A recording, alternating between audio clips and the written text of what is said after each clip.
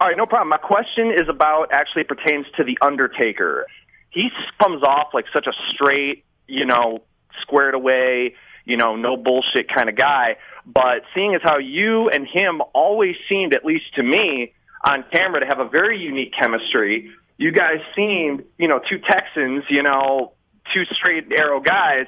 I'm pretty positive you two probably had some pretty amazing, if not obscenely hilarious, rib stories between the two of you. I'm actually wondering if you can come up with any really awesome stories that you and The Undertaker were ever involved in when you were in WWE. I'll tell you a true story. Now, Undertaker, nor am I a fan of ribs or ribs with the intent, with malice that's going to fuck a guy up or do someone harm.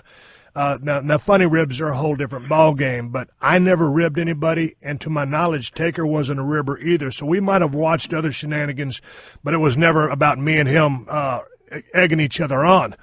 But one time, did you ever have any funny stories? Well, yeah, I'll tell you one.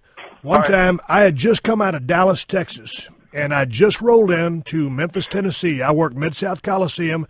Then I drove to Nashville, and I got a room at the Congress Inn Hotel. Dutch Mantell was the booker.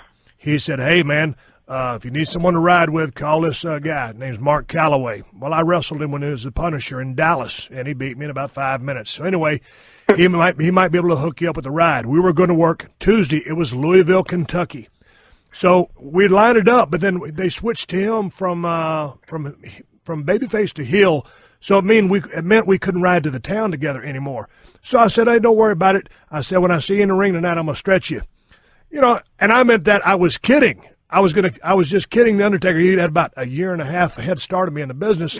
So anyway, that night, of course, it was a 6-man tag. Me and Dutch and somebody else against Punisher, Soul Taker, whatever his name was at the time. Yeah, Soul Taker, and someone else. Sure enough, I go out there with Mark, and we lock up, and he takes me down with some kind of like single leg maneuver and puts me in some kind of crazy-ass submission hold and holds me there for about 30 or 45 seconds. And I couldn't get up because I didn't know what hold I was in. I basically only knew I knew a headlock and a hammerlock, and that was it. So Undertaker is basically stretching me, but he's not stretching me to hurt me. I just can't get away. So I didn't know whether to shit or wind my watch or what was going on. We finished the match. After the match is over, Dutch comes up to me and he says, "What was that all about?" I couldn't put two and two together for the longest time, but it was the fact that he thought I was serious when I said I was going to stretch him when I was only kidding. And I finally pulled him aside and said, "Dude," I said, "when I was talking on the phone the other day, I was just kidding, man." I said, "I apologize." Anyway, true story. We were always cool from that point on, but Undertaker stretched me in the ring there in Louisville, Kentucky. I guess it was the Gardens. Oh, that's awesome. Steve, thank you so much for your time. Take care. God bless you. And swig a beer for the working man. Swig a beer for the working man. Thanks for calling, Ron. Thank you. Have a good night.